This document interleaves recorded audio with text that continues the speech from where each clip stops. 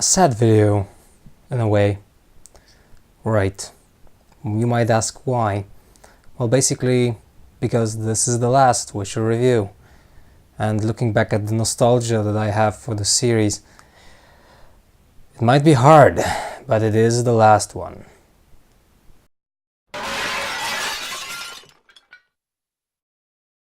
Toussaint, the land of love and wine. Exactly how I remembered it.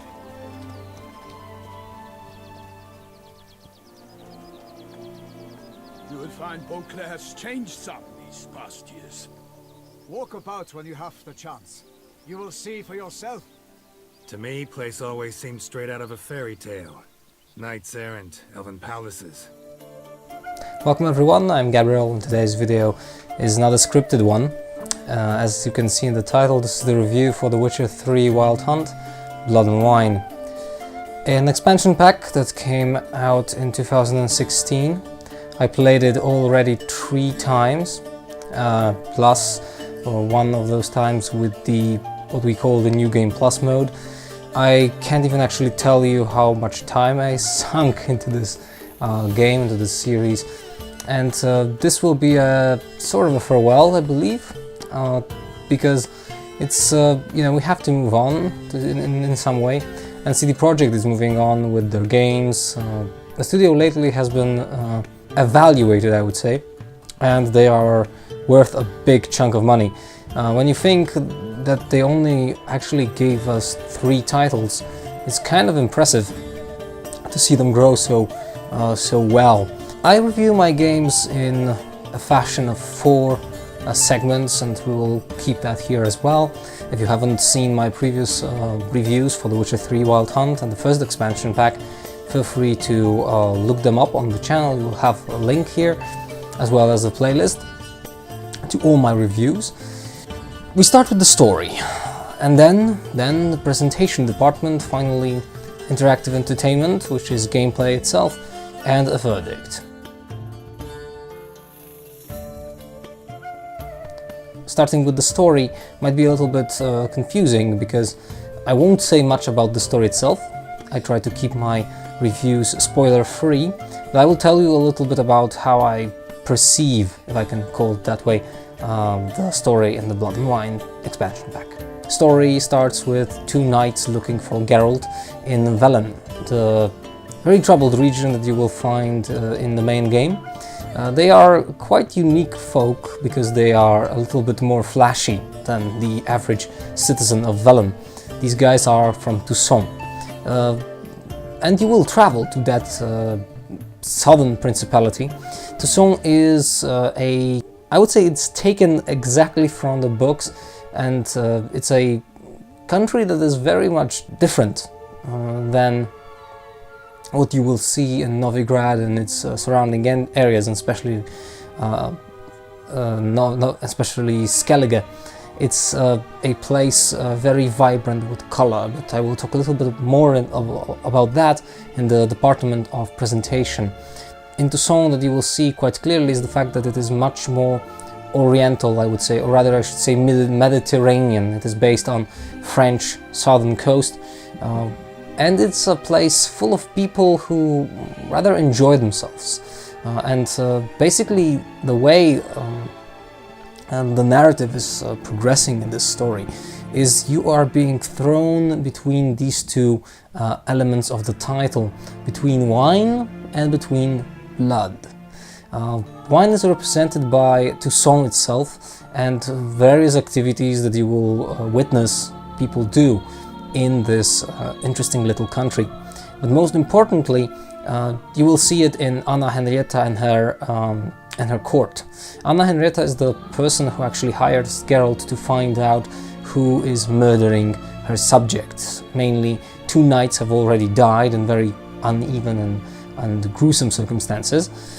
And you will have there is an intrigue in this story, where when you progress with it, characters like Anna Henrietta are revealing to you the layers of depth that Witcher writing team can actually put in them.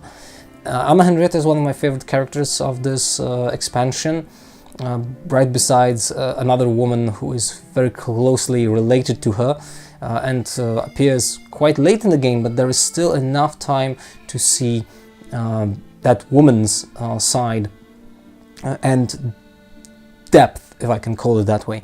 The other two characters is Regis, who I will mention by name because many people already know that he's in this expansion. He shows quite early in the storyline. He's a character from the books. In the books it is quite clear that he's dead, in the sense that he can't do much, anything to help his friends in the book storylines. In games they decided to bring him back, and boy, they did a good job. He is really well done. If you want to know more about the vampires in the game and in this universe that Sapkowski created, I highly recommend one of my previous videos from the Witcher lore series that covers vampires. It is quite well viewed, and the information there, as much as it is a little bit confusing sometimes because the game, and especially in this expansion, expanded a little bit upon the topic of vampires. There's still quite a lot of info there that I believe a lot of people did enjoy. So we have the storyline, which is quite intriguing, quite deep, and you will find really interesting events happening in it. And we have characters. I won't say that Blood and Wine has the best characters in the Witcher games, because that is actually reserved for the main storyline of The Witcher 3, I think.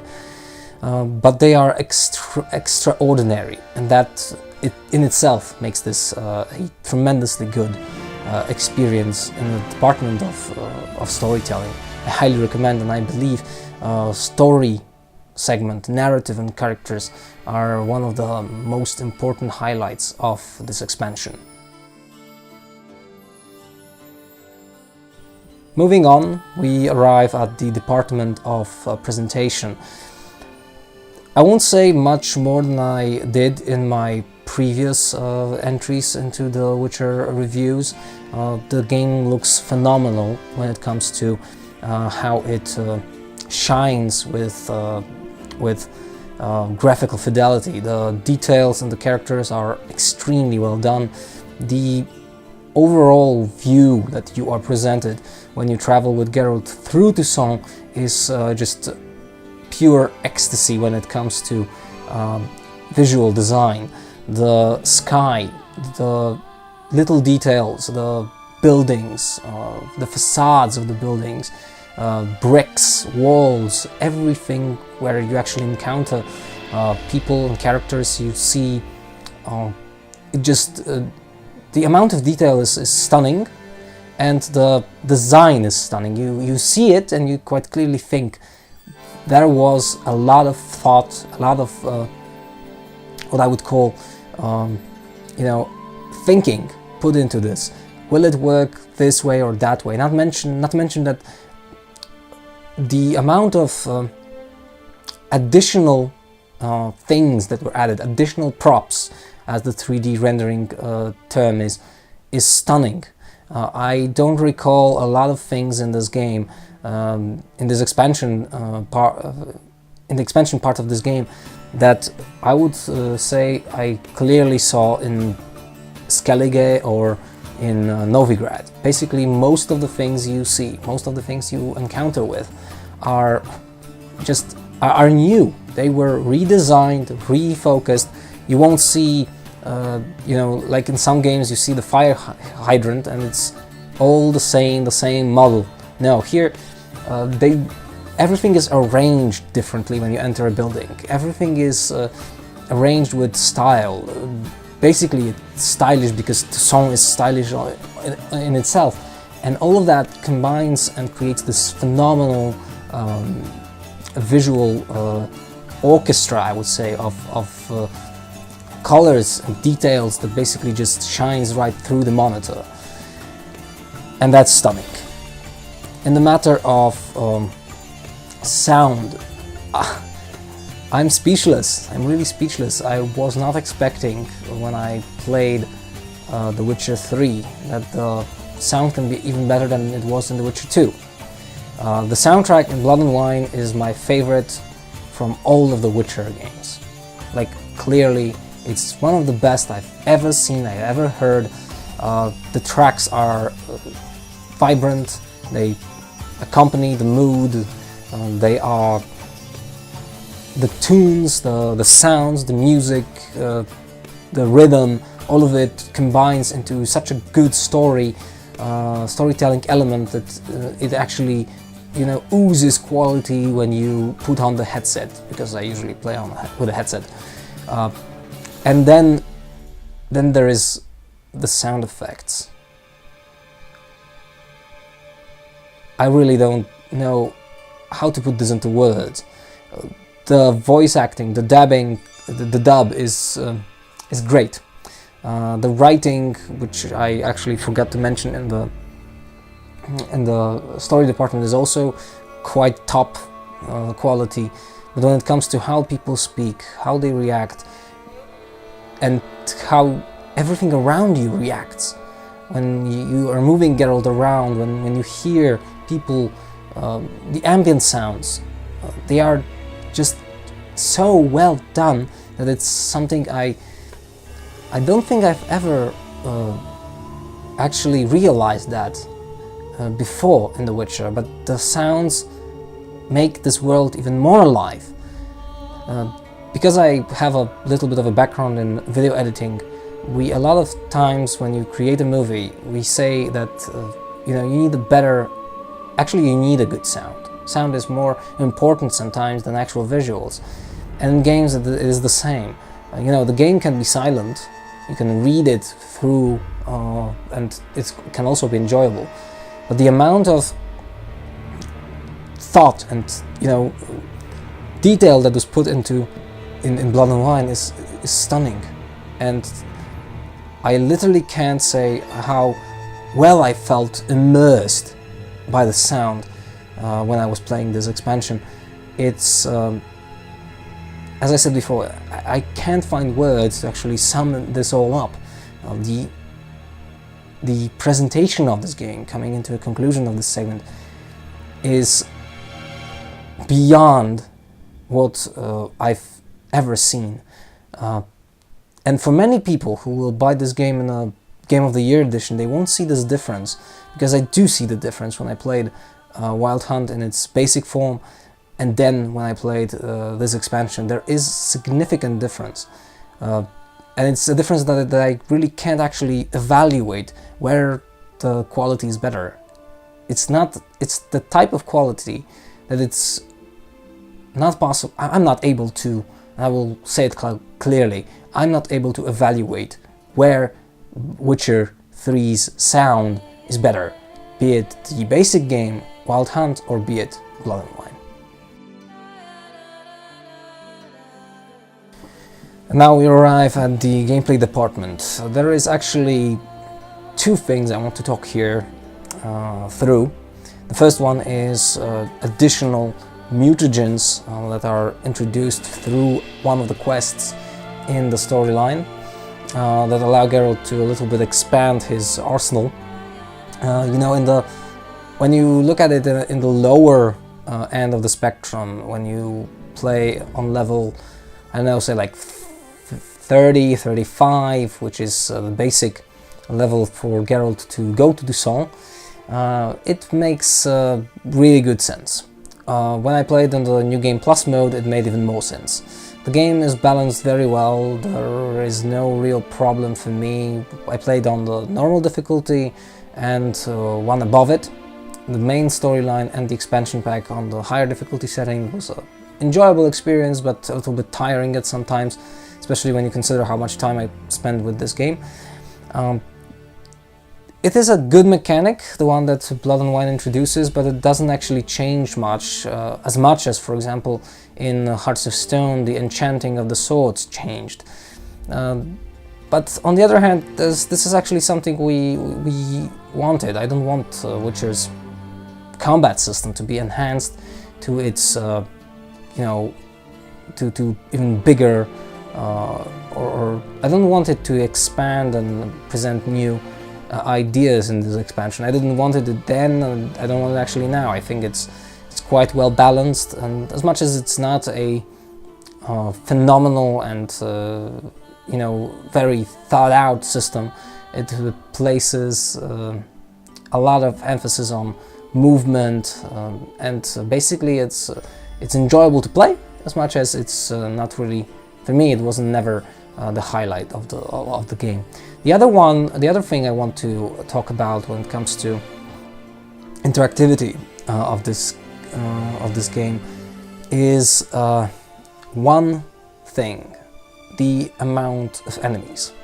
Blood and Wine introduces several enemies that haven't been seen since Witcher 1. That's Skelependromorph, the big ant type of creature, rather I should say insect type of creature. Also introduced here are Berkhurst, which is a sort of a spectral dog. Both of these and all of these introduced new enemies. I won't talk about all of them because I want you to have a little bit of fun if you haven't played the game yet. They all have some sort of storyline behind them, you know, some kind of curse and so on. Most of them introduced some new mechanics that when you first encounter them, you need to, you know, evaluate how they actually react, what they do. That makes real nice addition to the game. And most importantly, there is one significant enemy with 2 boss battles that really, for the first time I played against him, was something quite fun.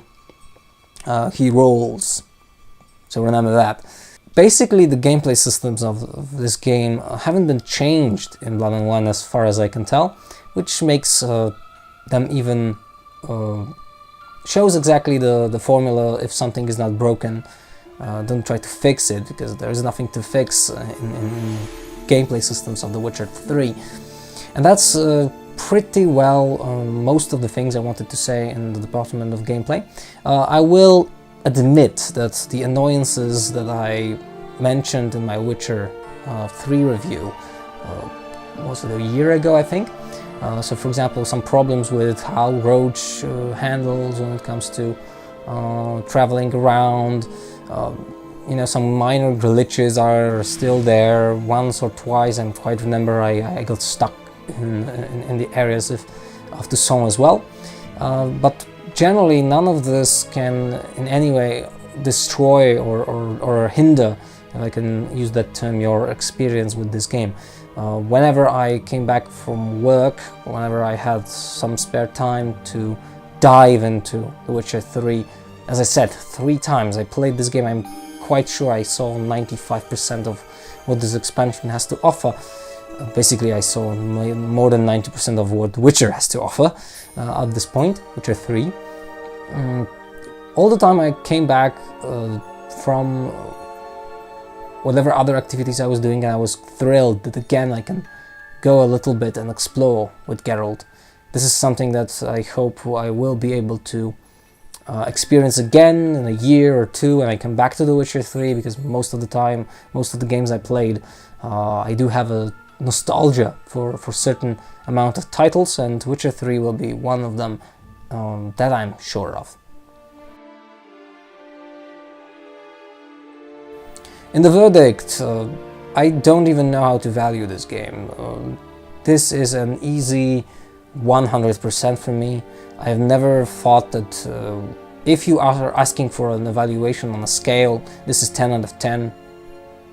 Not easily, but because I'm not easily impressed when it comes to games, but certainly taking into account all the time I spent with the Witcher games, and you know, we are in 2017.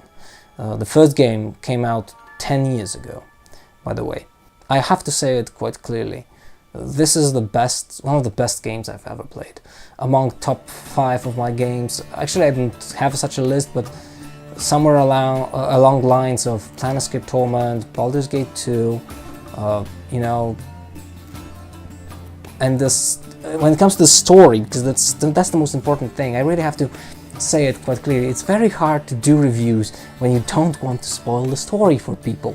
because there will always be a generation of people who will come back to the game even if it came out 5, 7, 10 years ago, and will try to replay it. Maybe then you will be watching this video and ask yourself, and I will tell you, the story in this game is so well written, so well done, that in The Witcher 3 in general, and Blood and Wine expansion as well, it's really something you should experience, and that is why I don't want to spoil it for you.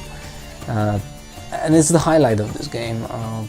Witcher Blood and Wine is a phenomenal commendation, and my personal recommendation. If you play this game, I'm quite sure you will not be disappointed. There's just no possibility in the world that someone who enjoys a little bit of storytelling, a little bit of RPGs, won't find this game stunning, because it is stunning.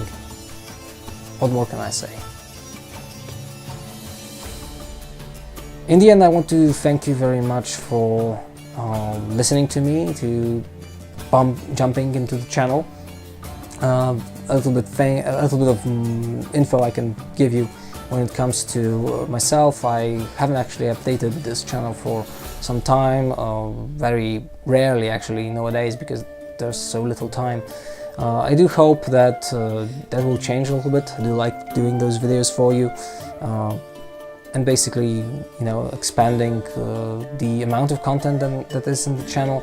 If you like it, I would gladly see you subscribe. In the first half of 2017, I'm quite sure we'll be focused a little bit on Mass Effect Andromeda, because as much as I'm a big fan of the CD Projekt, I'm an enthusiast for BioWare titles as well, and I really want, part of me really wants Andromeda to succeed. The other part is quite skeptical, because a lot of great people left the studio, and I don't know if there's still enough talent in that studio to pull out such a good game. We'll see in March. I hope that kind of sums up this review. Last Witcher review. God, I never expected this. Well, some things need to end before some others will start. We're looking forward to Cyberpunk 2077. Bye.